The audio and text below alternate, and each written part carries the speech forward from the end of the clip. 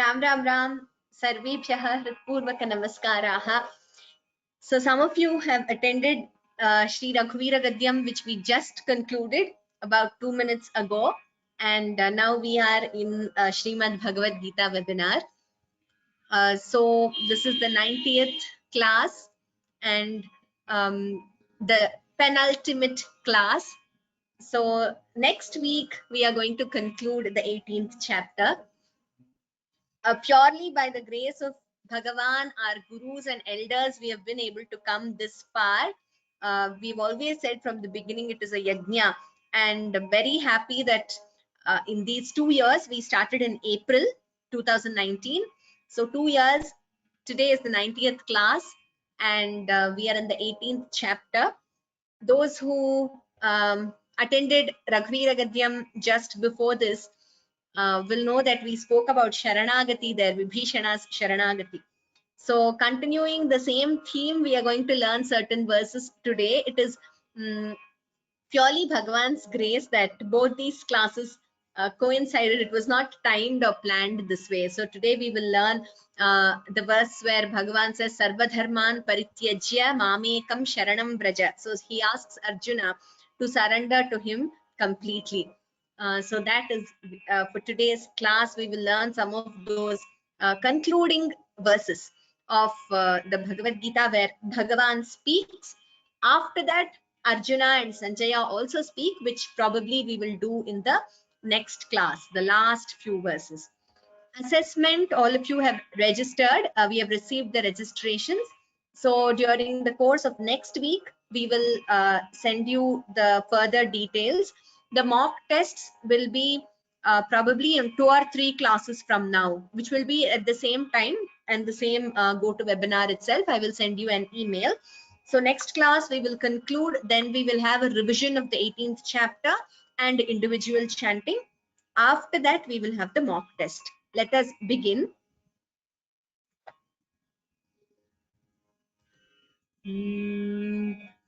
Gurureva gatirgurumeva bhaje gurunaiva sahasmi namo gurave na guroh paramam shishurasmi guroh matirasti gurau mama pahi guro narayanan namaskritya naran chaiva narottamam devim sarasvatim vyasam tato jayamudirayet vasudeva sutam devam kamsa chanuramardanam devaki paramanandam krishnau vande jagadgurum parthaya pratibodhitam bhagavata narayanena swayam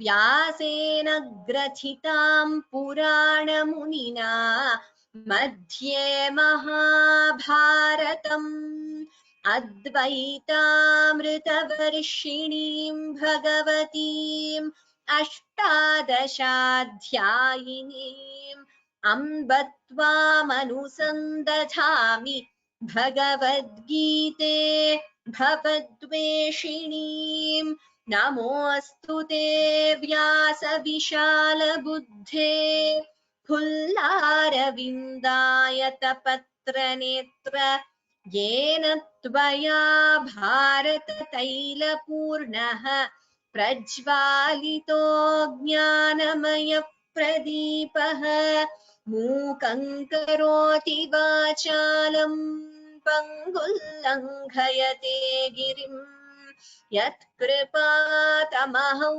वन्दे परमानन्दमाधवम् सर्वोपनिषदो गावः दोग्धा गोपालनन्दनः पार्थो वत्सः सुधीर्भोक्ता दुग्धं गीतामृतं महत् शान्ताकारं भुजगशयनं पद्मनाभं सुरेशं विश्वाधारं गगनसदृशं मेघवर्णं शुभांगं लक्ष्मीकान्तं कमलनयनं योगिभिर्ध्यानगम्यं वन्दे विष्णुं भवभयहरं सर्वलोकैकनाथम्। यं ब्रह्मा वरुणेन्द्ररुद्रमरुतः स्तुन्वन्ति दिव्यैस्तवैः वेदैः साङ्गपदक्रमोपनिषदैः गायन्ति यं सामगाः ध्यानावस्थिततद्गतेन मनसा पश्यन्ति यं योगिनः यस्यान्तन्न विदुः सुरासुरगणाः देवाय तस्मै नमः। धृतराष्ट्र उवाच धर्मक्षेत्रे कुरुक्षेत्रे समवेतायुयुत्सवः मामकाः पाण्डवाश्चैव किमकुर्वत सञ्जय। ॐ श्री परमात्मने नमः। अथ अष्टादशोऽध्यायः मोक्षसंन्यासयोगः। As usual, quick recap of whatever we learnt in the previous class, that is verses 50 to 62, 51 to 62. बुद्ध्या विशुद्धया युक्तः धृत्यात्मानं नियम्य च शब्दादीन् विषयांस् त्यक्त्वा रागद्वेषौ व्युदस्य च विविक्तसेवी लघ्वाशी यतवाक्कायमानसः ध्यानयोगपरो नित्यं वैराग्यं समुपाश्रितः अहङ्कारं बलं दर्पं कामं क्रोधं परिग्रहं विमुच्य निर्ममः शान्तः ब्रह्मभूयाय कल्पते। ब्रह्मभूतः प्रसन्नात्मा न शोचति न काङ्क्षति समः सर्वेषु भूतेषु मद्भक्तिं लभते पराम्। भक्त्या मामभिजानाति यावान्यश्चास्मि तत्त्वतः ततो मां तत्त्वतो ज्ञात्वा विशते तदनन्तरम्। सर्वकर्माण्यपि सदा कुर्वाणो मद्व्यपाश्रयः मत्प्रसादादवाप्नोति शाश्वतं पदमव्ययम्।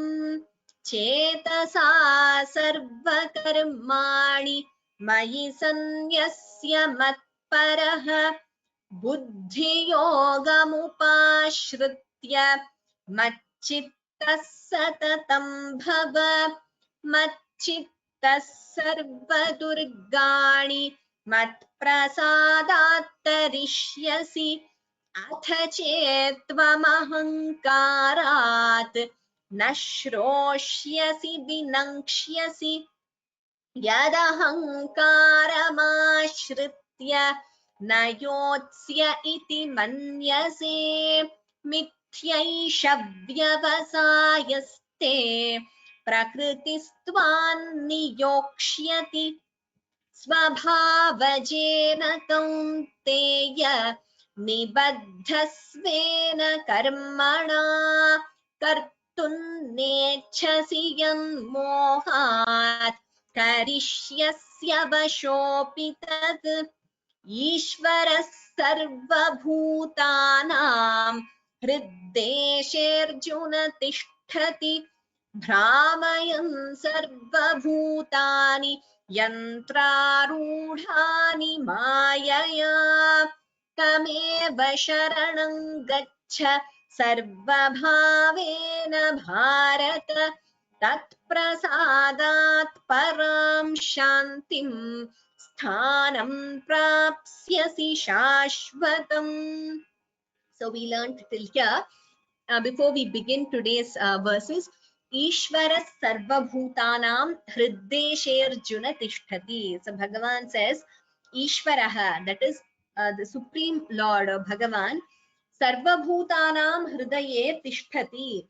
So Bhagavan resides in the heart of all beings. Brahmayan Sarvabhutani, and he makes all the beings to revolve around their own, based on their deeds, based on their karma. Yantra Rudhani Mayaya. So by his Maya, residing in the heart of every being, by his Maya, Bhagavan makes all beings to revolve according to their own karma. Yantra Rudhani, with the vehicle of this body. And then next, Bhagavan says, Tameva Sharanam Gaccha. So you surrender to him only. To whom? To Bhagavan, who is residing in everyone's hearts. Surrender only to him. Sarva Bhavena Bharata.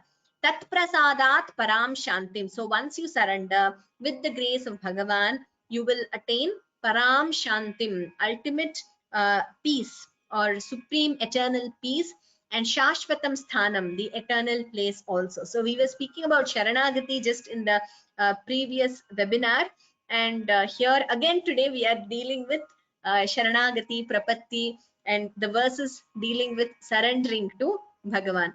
So let us start. We have our panelists for today. Welcome to all the panelists, and thank you all for joining and for being so consistent, especially some of you have attended right since the beginning. Neha, please unmute.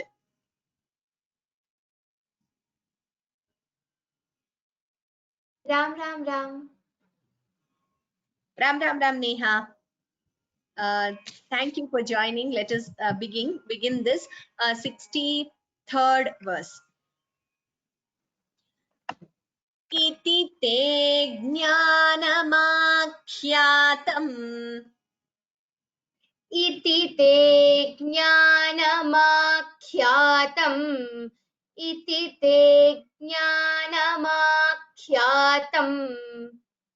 Guhyad guhyataram maya. Guhyad guhyataram maya. Guhyad guhyataram maya. Vimrishyaitada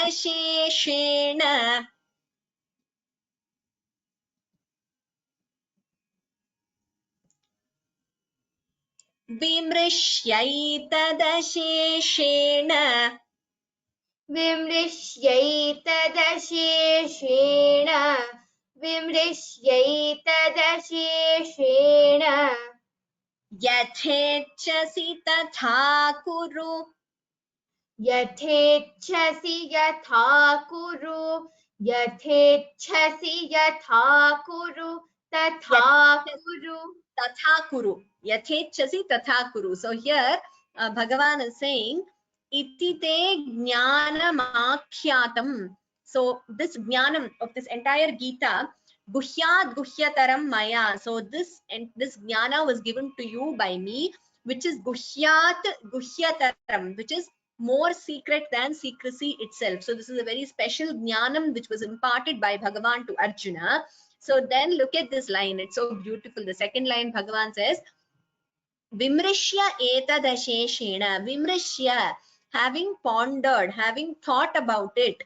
Yatha ichchasi tatha kuru. Do as you please. So my guru, Vidushi Anantalakshmi Natarajan Mahodaya, always quotes this line and says, what a democratic teacher Krishna was. And he never imposed anything. He never said, do this, Arjuna, I'm telling you to do this. So he says, after telling the entire Bhagavad Gita, in this line he says, having pondered about this jnanam which I have imparted to you, yatha ichchasi, the way you please, tatha kuru, do as you please. So he doesn't impose anything on Arjuna. He leaves it to Arjuna's ultimate decision to do as Arjuna pleases. But he says, think about whatever I've taught you this jnanam, then do as you please. Iti te jnanamakhyatam guhyad guhyataram maya. इति ते ज्ञानमाख्यातम् गुह्याद् गुह्यतरं मया इति ते ज्ञानमाख्यातम् गुह्याद् गुह्यतरं मया विमृश्यैतदशेषेण यथेच्छसि तथा कुरु. विमृश्यैतदशेषेण यथेच्छसि तथा कुरु विमृश्यैतदशेषेण यथेच्छसि तथा कुरु ज्ञानम आख्यातम. ख is Mahaprana.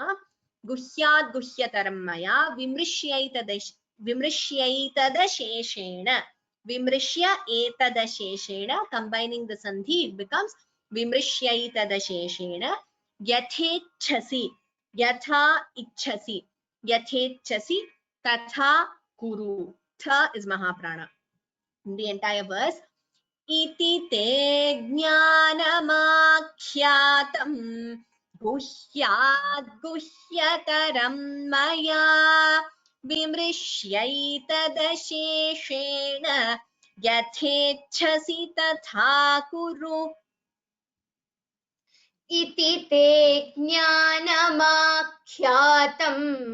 गुह्याद् गुह्यतरं मया विमृश्यैतदशेषेण यथेच्छसि तथा कुरु. Uttamam, Neha. Next one also.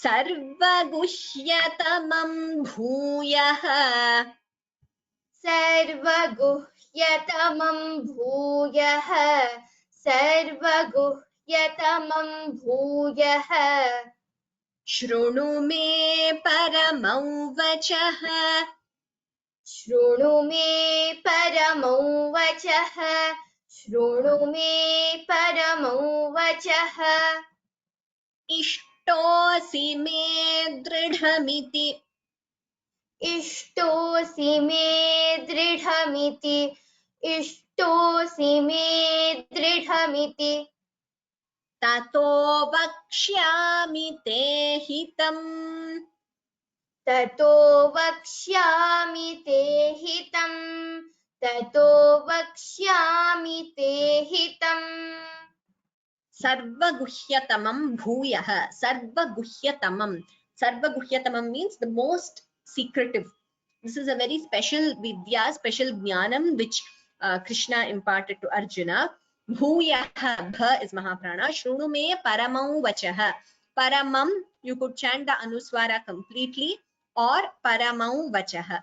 Ishtosi, ishto asi. This is avagraha chinha, purva rupa sandhi. We combine and chant it as ishtosi.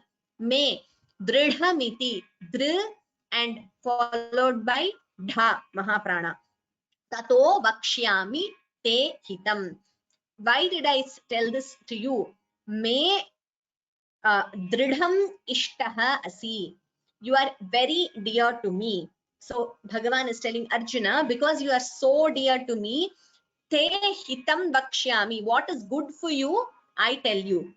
But then he gives a disclaimer of sorts in the previous verse. He says, but you think about it and then you do as you please. But I have told you this because you are very dear to me. So I have shared this ultimate knowledge with you. Sarvaguhyatamam bhuyah shrunu me paramau vachah. सर्वगुह्यतमं भूयः शृणु मे परमौ वचः सर्वगुह्यतमं भूयः शृणु मे परमौ वचः इष्टोऽसि मे दृढमिति ततो वक्ष्यामि ते हितम् इष्टोऽसि मे दृढमिति ततो वक्ष्यामि ते हितम् इष्टोऽसि मे दृढमिति ततो वक्ष्यामि ते हितम् Now the entire verse. सर्वगुह्यतमं भूयः शृणु मे परमं वचः इष्टोऽसि मे दृढमिति ततो वक्ष्यामि ते हितम् सर्वगुह्यतमं भूयः शृणु मे परमं वचः इष्टोऽसि मे दृढमिति ततो वक्ष्यामि ते हितम् उत्तमं नेहा वेल chanted धन्यवादाः Charu please unmute your webcam isn't seen but hopefully we can hear your voice please unmute Charu Ram Ram Ram मन्मना भव मद्भक्तः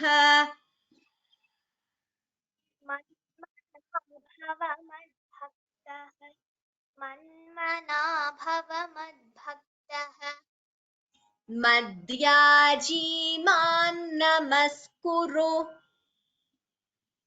मद्याजी मां नमस्कुरु मद्याजी मां नमस्कुरु मामे वैश्यसि सत्यन्ते मामे वैश्यसि सत्यं ते मामे वैश्यसि सत्यं ते प्रतिजाने प्रियोऽसि मे प्रतिजाने प्रियोऽसि मे प्रतिजाने प्रियोऽसि मे voice is very feeble Charu don't know why so here Bhagavan is saying manmana bhava bha is mahaprana madbhaktah bha is mahaprana madhyaji mam namaskuru you could combine the sandhi and chant it as man namaskuru mame vaishyasi satyam te so here you combine the anuswara and chant it as satyante pratijane priyosi priyaha asi when you combine it becomes priyosi this is avagraha chinha here we do not chant it we combine and recite it as priyosi me again Bhagavan is saying because you're very dear to me surrender to me and mam namaskuru so salute me so Bhagavan is telling this to Arjuna Charu try to chant a bit loudly because nobody is able to hear you let's try once more मन्मना भव मद्भक्तः मद्याजी मां नमस्कुरु मन्मना भव मद्भक्तः मद्याजी मां नमस्कुरु मन्मना भव मद्भक्तः मद्याजी मां नमस्कुरु मामे वैश्यसि सत्यन्ते प्रतिजाने प्रियोऽसि मे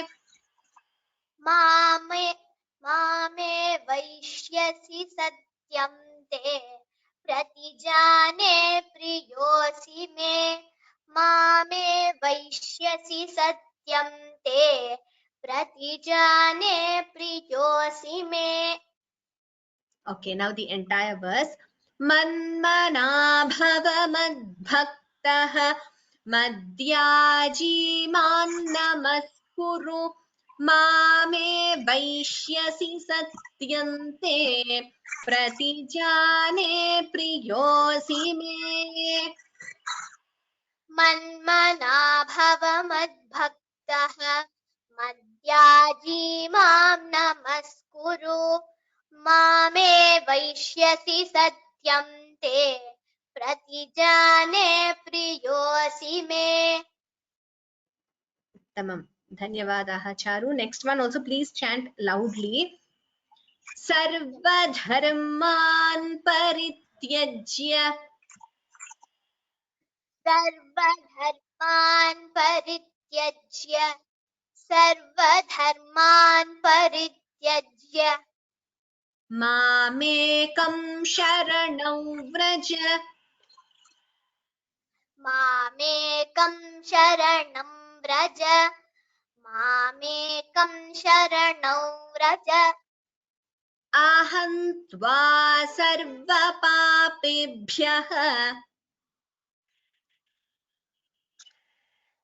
अहं त्वा सर्वपापेभ्यः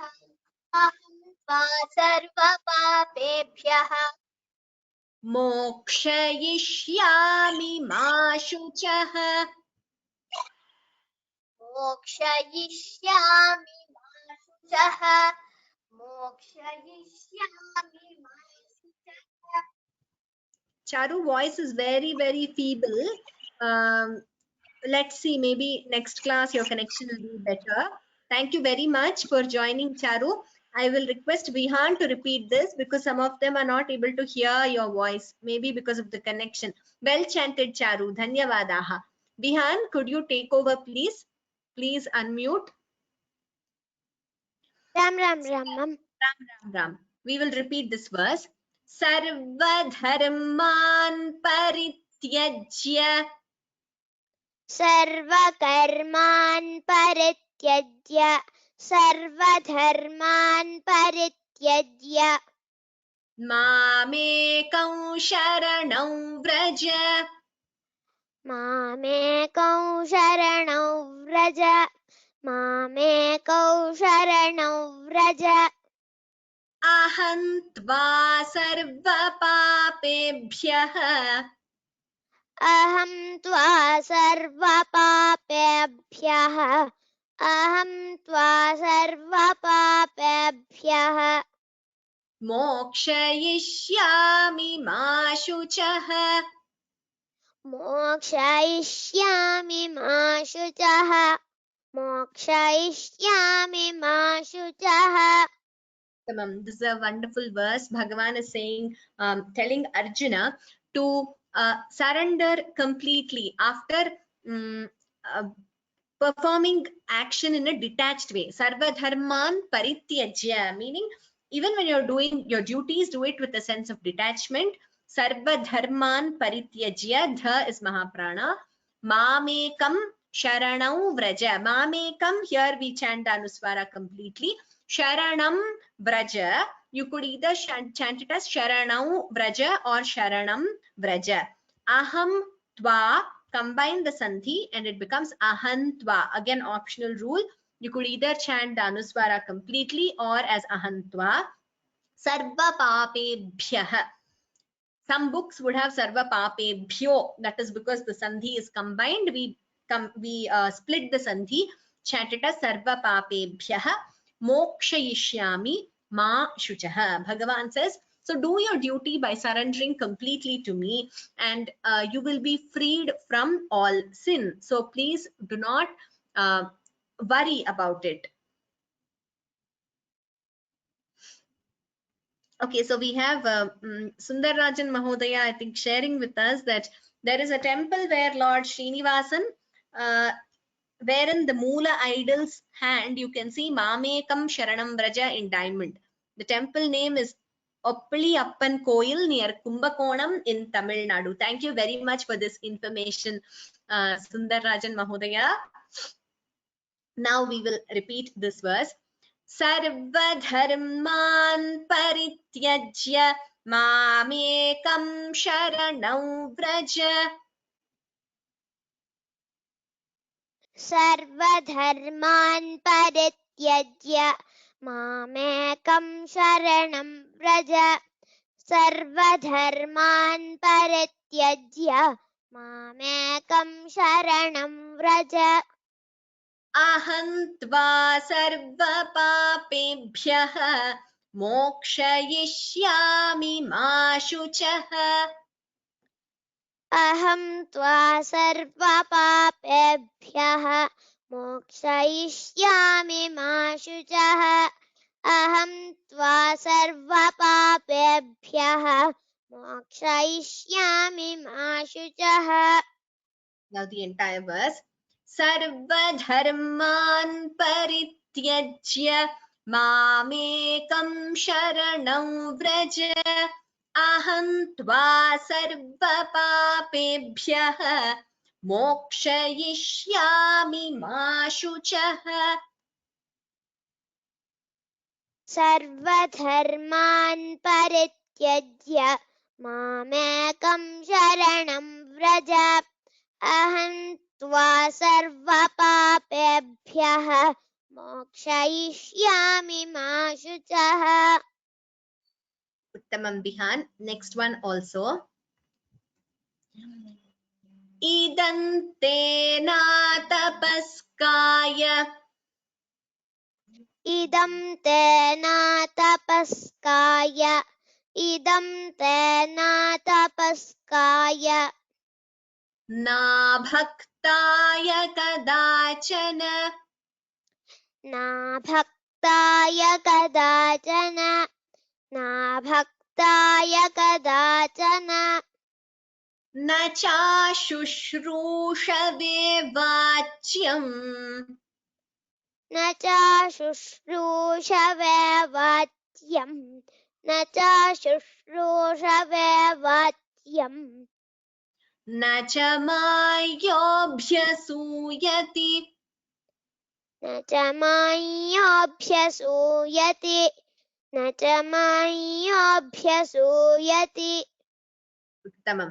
So idam te, you could combine the sandhi and chant it as idante.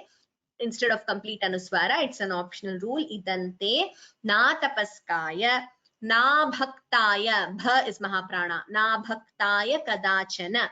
Na is hrasva, short letter. Here also na tapaskaya. Ya is short letter. Please do not prolong it. Na chashushrooshave. Note this word. Chashushrooshave.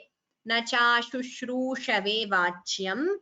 Nacha mam. You could chant the anuswara completely or chant it as nachamai yobhyasuyati. Yaha abhyasuyati.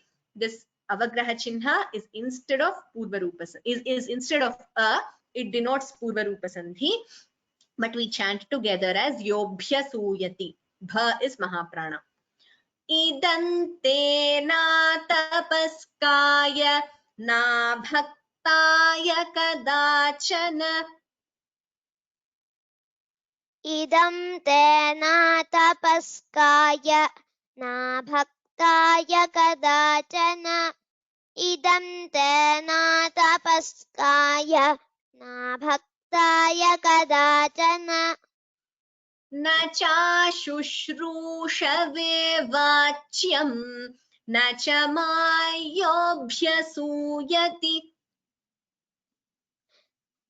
न च शुश्रूषवे वाच्यं न च चाशुश्रूषवे न चाशुश्रूषवे. चा is dirgha. न च शुश्रूषवे वाच्यं न च माय्योऽभ्यसूयति न च शुश्रूषवे वाच्यं न च माय्योऽभ्यसूयति. Uttamam. Now the entire verse. Idante na tapaskaya na bhaktaya kadachana na chashushrooshave vachyam na cha mayoऽभ्यसूयति. इदं ते नातपस्काय नाभक्ताय कदाचन न च शुश्रूषवे वाच्यं न च माय्योऽभ्यसूयति. Uttamam Vihan. Well chanted. Dhanyavadaha. Next. Rama Shankar Bhagini. Please unmute.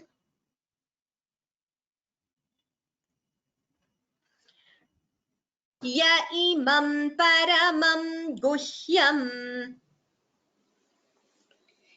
य इमं परमं गुह्यम् य इमं परमं गुह्यम् मद्भक्तेष्वभिधास्यति मद्भक्तेष्वभिधास्यति मद्भक्तेष्वभिधास्यति भक्तिं मयि परां कृत्वा भक्तिं मयि परां कृत्वा भक्तिं मयि परां कृत्वा मामेवैष्यत्य संशयः मामेवैष्यत्य संशयः मामेवैष्यत्य संशयः Here, ya imam paramam guhyam. You could combine the sandhi paramang guhyam. You could chant it that way also. Madbhakteshvabhidhasyati. Bha is Mahaprana. Abhidhasyati. Here, bhi and dha both are Mahapranas. Madbhakteshvabhidhasyati. Ti is a short letter, Hrasva. Bhaktim, bha is Mahaprana. Mai param kritva. You could combine the sandhi and chant it as parang kritva. Mame vaishyatya samshayah. So let us repeat this.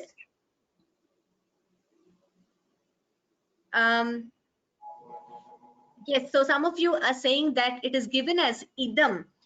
I've also noticed this in some versions of the book. It is given as ya idam in this particular verse, and some other versions have ya imam. So I have seen both. And even in the Vyoma, the CD which we have released and which is available on YouTube also with the Anucharanam, with the Vedic scholars, they have chanted it as ya imam. So I checked this. Looks like there are two versions, because some have ya idam, some have ya imam. Basically the meaning doesn't change whether it is ya imam or ya idam. It means the same. Imam paramam guhya means this ultimate secret, which is referring to the knowledge which Bhagavan has imparted through the Gita. The meaning doesn't change. So I looked at few books, and also because in Vyoma, the one which we have released, we have followed ya imam. I thought we will retain it as ya imam here. If your book says ya idam, if you have learned it in that way somewhere else, that is also correct. So let us repeat this. Ya imam paramang guhyam madbhakteshvabhidhasyati. य इमं परमं गुह्यं मद्भक्तेष्वभिधास्यति य इमं परमं गुह्यं मद्भक्तेष्वभिधास्यति Bhaktim mayi parang kritva mame vaishyatya samshayah.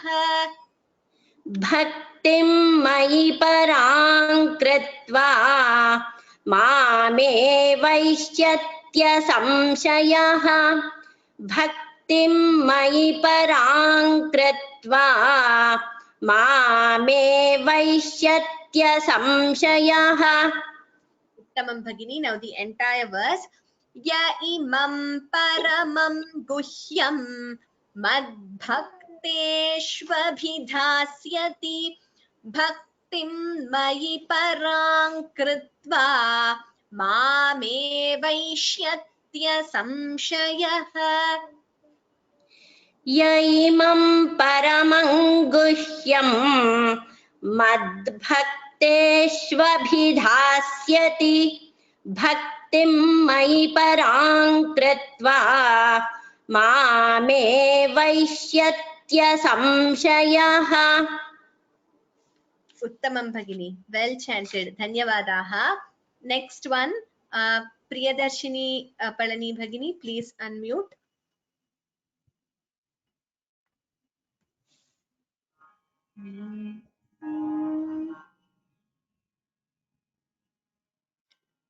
न च तस्मान् मनुष्येषु न च तस्मान् मनुष्येषु न च तस्मान् मनुष्येषु कश्चिन्मे प्रियकृत्तमः कश्चिन्मे प्रियकृत्तमः कश्चिन्मे प्रियकृत्तमः भविता न च मे तस्मात्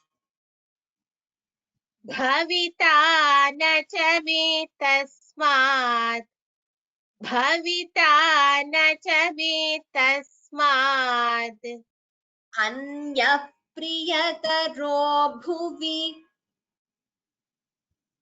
अन्यः प्रियतरो भुवि अन्यः प्रियतरो भुवि So here न च तस्मान् मनुष्येषु कश्चिन् मे प्रियकृत्तमः भविता bha is mahaprana न च मे तस्मात्.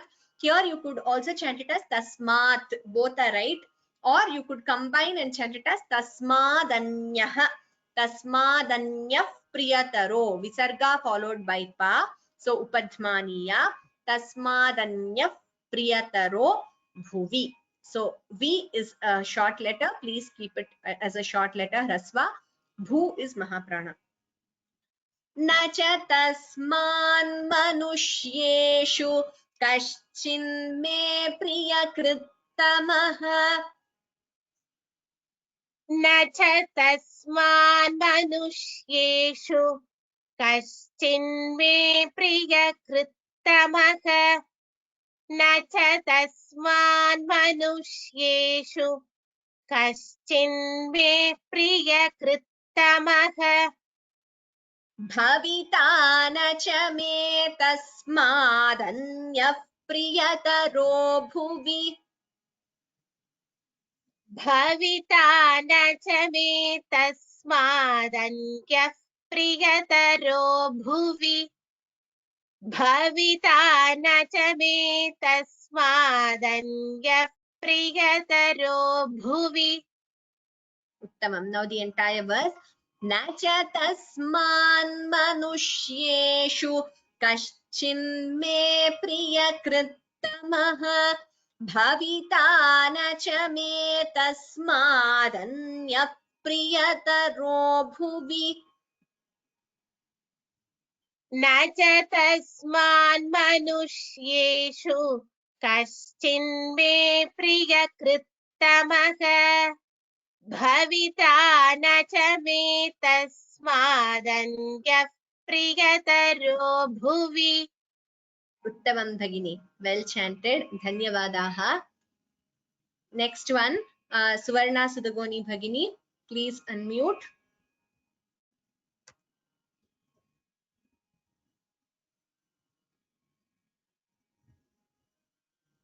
Ram Ram Ram Bhagini. Adhyeshyate chaya imam.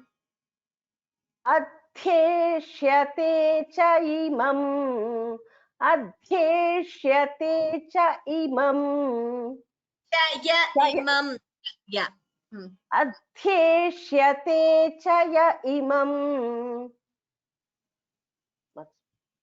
Once again. अध्येष्यते च य इमम्. धर्म्यं संवादमावयोः धर्म्यं संवादमावयोः धर्म्यं संवादमावयोः ज्ञानयज्ञेन तेनाहम् ज्ञानयज्ञेन तेनाहम् ज्ञानयज्ञेन तेनाहम् इष्टस्यामिति मे मतिः इष्टस्यामिति मे मतिः इष्टस्यामिति मे मतिः. उत्तमं भगिनी. अध्येष्यते ध is महाप्राण cha ya imam. Please note both the letters cha ya imam. Dharmyam. Dha is Mahaprana. Samvadamavayoho. Jnana yajnena tenaham ishtaha syamiti. So we combine the sandhi and chant it as ishtasyamiti. Visarga sakara sandhi. Ishtasyamiti me matihi. Adhyeshyate chaya imam dharmyam samvadamavayoho. अध्येष्यते च इमम् अध्येष्यते च य इमम् धर्म्यं संवादमावयोः अध्येष्यते च य इमम् धर्म्यं संवादमावयोः ज्ञानयज्ञेन तेनाहम् इष्टस्यामिति मे मतिः.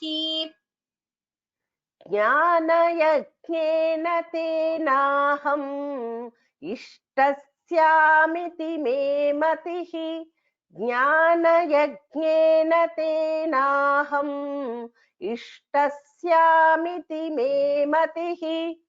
Uttamam Bhagini. Now the entire verse. Adhyeshyate chaya imam dharmyam samvadamavayoho jnana yajnena tenaham ishtasyamiti me matihi. अध्येष्यते च य इमम् धर्म्यं संवादमावयोः ज्ञानयज्ञेन तेनाहम् इष्टस्यामिति मे मतिः. Uttamam Bhagini. Well chanted. Dhanyavadaha Bhagini. Ishu. Okay, Ishu was here, but I don't see her anymore. Okay, she's back. Ishu, will you be able to chant? Yes, please unmute Ishu. It says self-muted. Please unmute Ishu.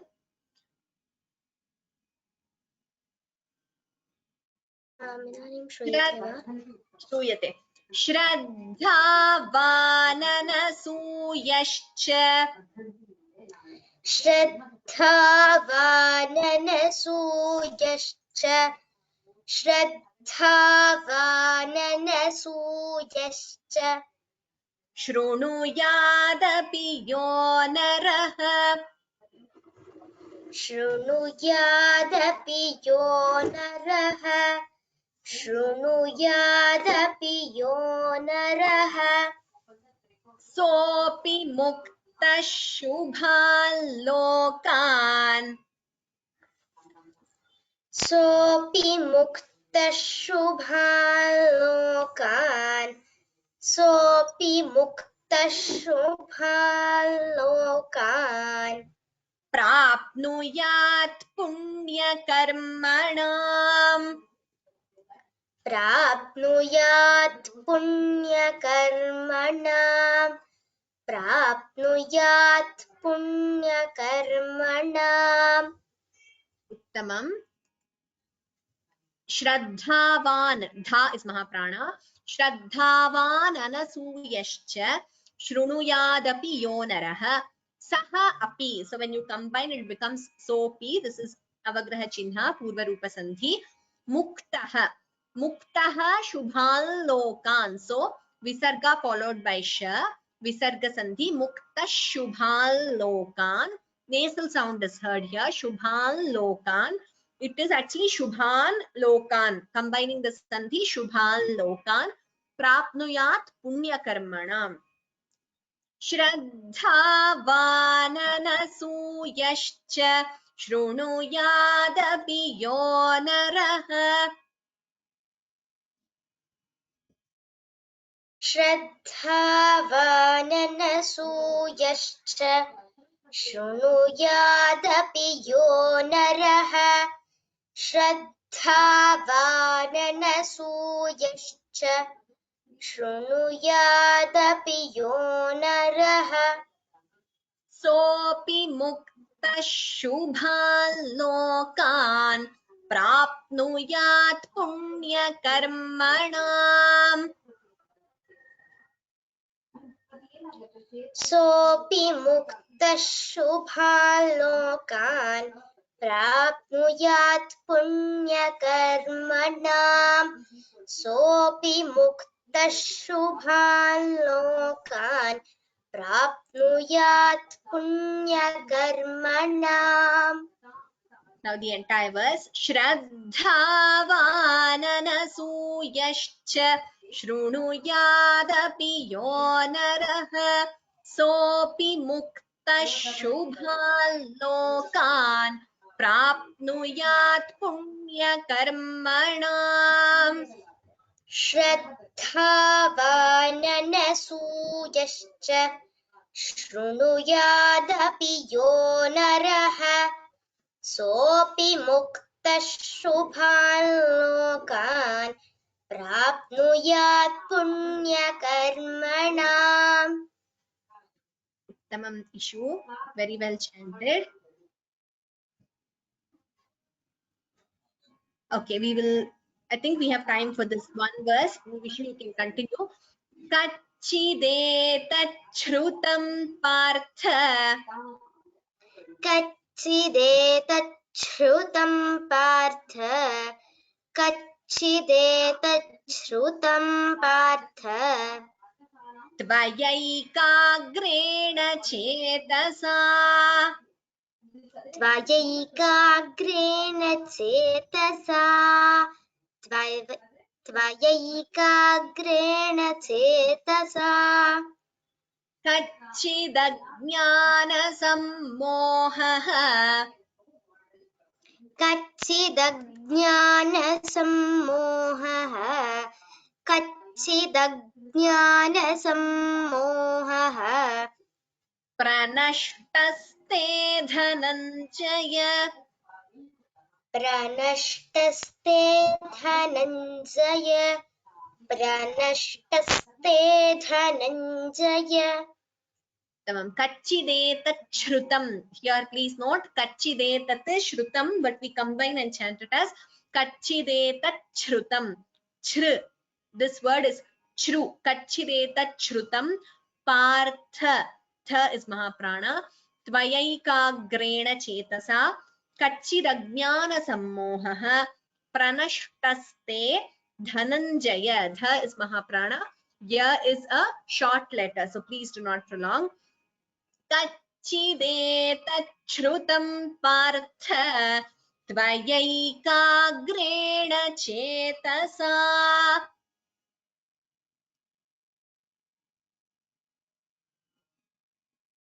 Ishu, you're on mute. कच्चिदेतच्छ्रुतं पार्थ त्वयैकाग्रेण चेतसा कच्चिदेतच्छ्रुतं पार्थ त्वयैकाग्रेण चेतसा कच्चिदज्ञानसम्मोहः प्रणष्टस्ते धनञ्जय कच्चिदज्ञानसम्मोहः प्रणष्टस्ते धनञ्जय कच्चिदज्ञानसम्मोहः प्रणष्टस्ते Dhananjaya. Tamam. Now the entire verse. Ishu, you can remain unmuted. Kachchidetatshrutam partha tvayaiकाग्रेण चेतसा कच्चिदज्ञानसम्मोहः प्रणष्टस्ते धनञ्जय. कच्चिदेतच्छ्रुतं पार्थ त्वयैकाग्रेण चेतसा कच्चिदज्ञानसम्मोहः प्रणष्टस्ते Dhananjaya. Uttamam. Dhanyavadaha Ishu. So we have completed 72. We have Next, Arjuna and Sanjaya speaking, 73 to 78. 78th verse is Yatra Yogeshwara Krishna, which you all already know. We will conclude in the next class. Now, I will chant the verses which we learned today. That is 63 onwards.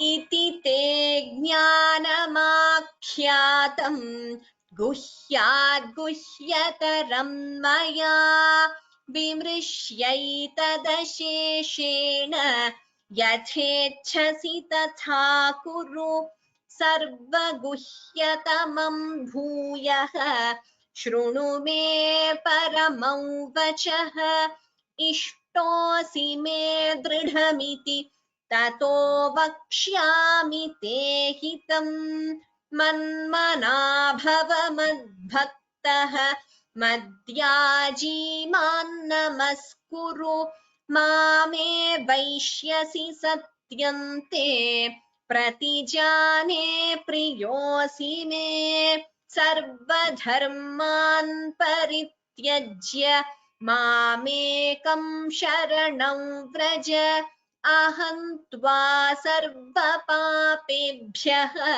मोक्षयिष्यामि मा शुचः इदं ते न तपस्काय न भक्ताय कदाचन न चाशुश्रूषवे वाच्यं न च मायोऽभ्यसूयति य इमं परमं गुह्यं मद्भक्तेष्वभिधास्यति भक्तिं मयि परां कृत्वा मामे वैष्यत्य संशयः न च तस्मान्मनुष्येषु कश्चिन्मे प्रियकृत्तमः भविता न च मे तस्मादन्यः प्रियतरो भुवि अध्येष्यते च य इमं धर्म्यं संवादमावयोः ज्ञानयज्ञेन तेनाहम् इष्टस्यामिति मे मतिः श्रद्धावाननसूयश्च शृणुयादपि यो नरः सोऽपि मुक्तः शुभान् लोकान् प्राप्नुयात् पुण्यकर्मणाम् कच्चिदेतच्छ्रुतं पार्थ त्वयैकाग्रेण चेतसा कच्चिदज्ञानसम्मोहः प्रनष्टस्ते धनञ्जय यत्र योगेश्वरः कृष्णः यत्र पार्थो धनुर्धरः तत्र श्रीर्विजयो भूतिः ध्रुवानीतिर्मतिर्मम. Thank you so much to all the panelists. Really grateful to all of you. You have helped so well with the Anucharanam. We have one more class to go, so please be present next class. And thank you to all of you for your enthusiasm for these 2 years. Some of you have attended regularly. Those who have joined us in the midway through, please go through the recordings. Priyadarshini Bhagini, you have requested for a playlist with only the revision sessions. That is the sessions where I chant the entire chapter without interruption. So that playlist has already been created. I have created that playlist on YouTube. Maybe if you search my name Brinda Karanam and go to my playlists, you will be able to find it. In any case, I will also send the link to you with the playlist of just the revision sessions. So Parayanam you can hear, not Anucharanam, Parayanam. Of course, all videos are there. The playlist of the revision sessions, I will send it to you. The 18th chapter, of course, will be uploaded after 2 classes from now. Next class we conclude. Next class also, in all likelihood, there will be time for individual chanting. So please practice. We just have a few verses left, 6, and the 6th verse is Yatra Yogeshwara. You already know that. So we'll take less time for learning the new verses next class. So you will be able to chant individually. After that, revision and individual chanting. Thereafter, mock tests continuously. Yes, I will send it to everyone. The playlist, I'll send it to the entire group. Yes, to everyone. I meant to the entire group, I will send it. Mock test schedule, I will share with you. Some of you have said you are enjoying Raghuvira Gadyam. Dhanyavadaha. Thank you so much that you are liking that course as well. Those who have not joined, you can view the YouTube recordings. We have 4 more days left to conclude Raghuvira Gadyam. On Sri Ramanavami, we will be concluding that. It was a short course, just for 9 days.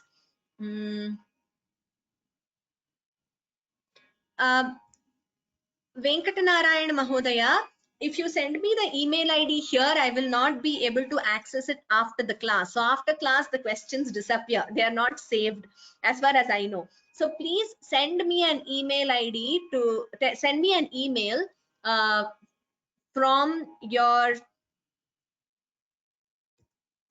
to this email ID. I will just show it to you. Oh, have I removed that slide? Sorry, brinda.vyoma. Yes. You can send me an email to this email ID, brinda.vyoma@gmail.com, and I will ensure that the playlist is shared with you also. All your email IDs, whichever you have registered, we send out a group email. But sometimes if you have registered with a different ID and you're not accessing it anymore, you might miss out on the email. Send me an email to this and I will reply. Any more new courses? Not yet decided. I will definitely let you know. We will definitely announce. And Geeta Ashok Bhagini, yes, all your requests have been duly noted. So let us see what all courses we can offer after this, one by one. So thank you so much for all your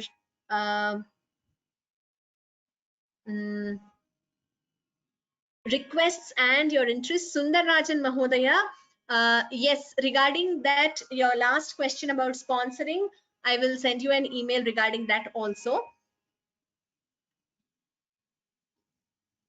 It has been a great journey. Yes, thank you all of you. It has been a very great journey for me as well.